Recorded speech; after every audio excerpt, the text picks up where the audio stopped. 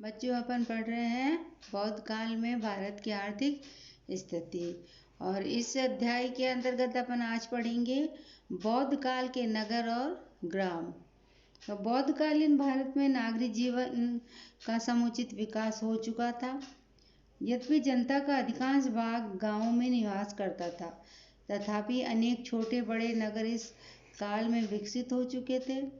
बौद्ध साहित्य का अनुशीलन से हमें अनेक नगरों का परिचय मिलता है, जो निम्न है। पहला है अयोध्या। यह कौशल देश में सरयू नदी के तट पर स्थित थी और प्राचीन समय में इसका महत्व बहुत अधिक था। रामायण के समय में यह कौशल की राजधानी थी, पर बौद्ध काल में इसकी जो महत्ता थी वह कम हो गई थी और इसका स्थान श्रावस्ती ने ले लिया था, जो कि अब कौशल देश की राजधानी थी। दूसरा था वाराणसी या बनारस। यह गंगा नदी के तट पर स्थित था और बौद्ध काल में यह बहुत ही उन्नत तथा समृद्ध नगर था। मगध और कौशल के साम्राज्यवाद से पूर्व महाजनपद काल में भी काशी एक स्वतंत्र राज्य था। उस समय में इसकी राजधानी वाराणसी का महत्व बहुत अधिक था। बौद्ध काल में वाराणसी न केवल विद्या का महत्वपूर्ण केंद्र था, परंतु व्यापारिक दृष्टि से भी इसका बहुत महत्व था। अगला है चंपा। ये अंग देश की राजधानी थी और चंपा नदी के तट पर स्थित थी। फिर आती है काम्पिल्य। यह पांचाल देश की राजधानी थी।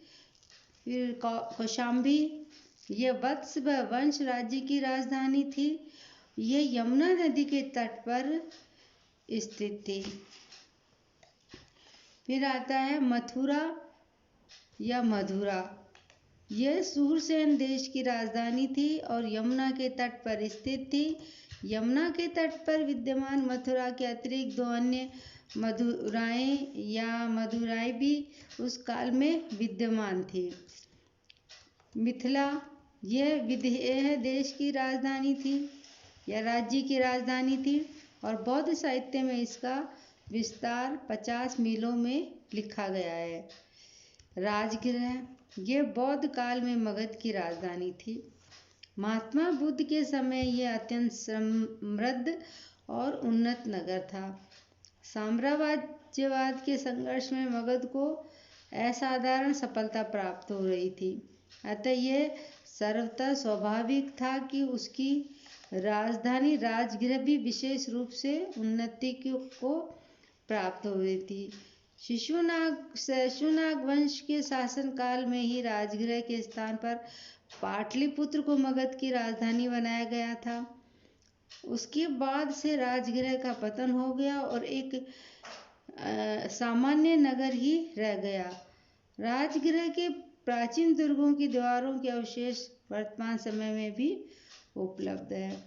फिर आता है रोरुख या रोरू। यह सौवीर देश की राजधानी थी। यह भारत के पश्चिमी समुद्र तट पर विद्यमान थी और बौद्ध काल में एक अत्यंत महत्वपूर्ण बंदरगाह माना जाता था। भारत के सभी प्रधान नगरों से काफिले व्यापार के लिए यहाँ आते थे और भारत का माल जहाज़ों द्वारा यहीं से विदेशों में पहुँचाया जाता था। अगला है सांगल या साकल। यह मद्र देश की राजधानी थी। अनेक विद्वान इसे आधुनिक सियालकोट के साथ मिलाते हैं। इसमें कोई संदेह नहीं कि बौद्ध काल में यह उत्तर पश्चिमी भारत का एक अत्यंत प्रसिद्ध नगर था। फिर अगला नेक्स्ट आता है साकेत। ये कौशल राज्य में स्थित था और कुछ समय के लिए उसकी राजधानी भी रहा था। बौद्ध सूत्रों में इसे भारत के सबसे बड़े नगरों में से एक माना गया है। फिर आता है श्रावस्ती। यह उत्तर कौशल राज्य की राजधानी थी। इसे भी बौद्ध काल के सबसे बड़े 6 राज्यों में गिना जाता था। बौद्ध काल में कौशल का राज्य अत्यंत उन्नतिशील था अतः श्रावस्ती भी उस समय समृद्ध और उन्नत नगरों में गिना जाता था। उज्जैनी ये अवंती की राजधानी थी और बौद्ध काल में इसका भी बहुत महत्व था। महिष्मती बौद्ध काल में कुछ समय के लिए महिष्मती भी अवंती की राजधानी रही थी। वैशाली ये प्रसिद्ध वज्र राज्य संघ की राजधानी थी। पाटलिपुत्र इसकी स्थापना शिशुनाग वंश के सम्राट उदय के समय हुई थी और आगे चलकर ये मगध की राजधानी के रूप में प्रसिद्धि प्राप्त कर एक महत्वपूर्ण नगर के रूप में विकसित हुई। प्रतिष्ठान या पैठन ये दक्षिण का एक प्रसिद्ध नगर था। इसके अतिरिक्त जैन ग्रंथों में भी अनेक नगरों के नाम आए हैं, जिनमें चंपा, वाराणसी, पौलसपुर, राजगृह, सेतव्य, काम्पिल्यपुत्र, श्रावस्ती, वैशाली, मिथिला, अलवी, कौशाम्बी, उज्जैनी, तक्षशिला आदि, कुशीनारा आदि प्रमुख हैं। बौद्ध और जैन साहित्य के आधार पर हमने जिन नगरों के नाम यहाँ देखे हैं वे उस समय में बहुत ही प्रसिद्ध थे, परंतु इन नगरों के अतिरिक्त अन्य बहुत से नगरों की सत्ता भी यहाँ पर रही है, इसको हम नकार नहीं सकते। जैन और बौद्ध ग्रंथों का क्षेत्र यद्यपि धार्मिक रहा है, परंतु उनमें प्रसंगवश ही उस समय के कुछ नगरों के प्रसिद्ध नगरों के नामों का उल्लेख भी हुआ है। बौद्ध काल में नगरों का निर्माण किस ढंग से होता था और उनके लिए कौन सी विधि, उनको बनाने के लिए कौन सी विधि का प्रयोग किया जाता था, इस संबंध में बौद्ध साहित्य में बहुत कम मात्रा में निर्देश प्राप्त होते हैं।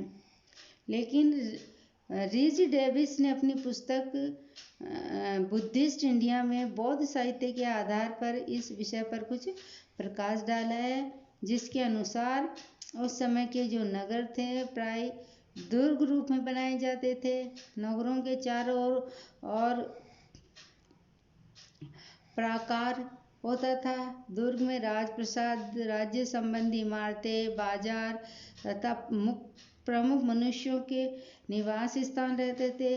दुर्ग के बाहर बहुत से उपनगर होते थे, जिन्हें सर्वसाधारण जनता में निवास करती थी। मकान बनाने के लिए पत्थर, ईंट और लकड़ी तीनों का प्रयोग होता था। तीनों प्रकार की सामग्री से बनाए गए मकानों का बौद्ध साहित्य में उल्लेख है।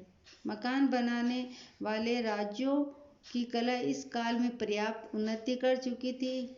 विनय पिटक में उस मसाले का जिक्र आता है जिससे बौद्ध काल के मकानों की दीवारों पर प्लास्टर किया जाता था। पानी तथा अन्य गंदगी को निकालने के लिए किस प्रकार का प्रबंध किया गया, इसका उल्लेख भी इन ग्रंथों में आता है। जातक कथाओं में अनेक स्थानों पर 7 मंजिले मकानों का वर्णन आता है। 7 मंजिले मकानों का बनना इस बात को सूचित करता है कि उस समय भवन निर्माण कला पर्याप्त उन्नत अवस्था में थी या पूर्णतः विकसित हो चुकी थी।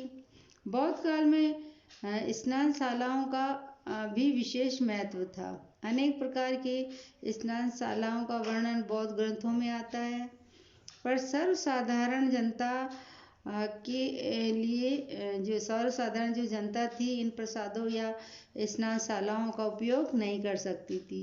वह एक मंजिले सामान्य मकानों में रहकर ही अपना जीवन निर्वाह या अपना जीवन व्यतीत करती थी। बौद्ध काल की जो इमारतों के अवशेष वर्तमान समय में उपलब्ध नहीं है, अतः उनके संबंध में हम साहित्यिक वर्णों से ही कल्पना कर सकते हैं।